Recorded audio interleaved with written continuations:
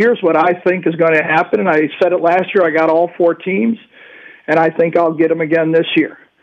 The way that Iowa was moved up to the number 5 spot, I think it was a message sent by the committee that they respect the Big Ten, and the Big Ten champion will be in. If it's Iowa or Ohio State, and I even think it's going to be very interesting if Michigan State wins out, whether they will be in, and I do kind of think they might be, over Notre Dame. It'll be close, but that'll be an interesting decision by the committee. I think that the ACC champion, Clemson, will be in if they're undefeated.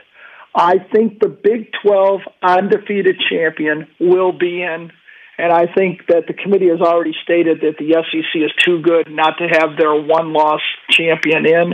And right now it looks like it's going to be Alabama. I think Notre Dame still needs help. And I do not for the life of me understand the eyeball test. And I don't understand why the committee, even the coaches on the committee, think they can do this. I know. I really don't get why.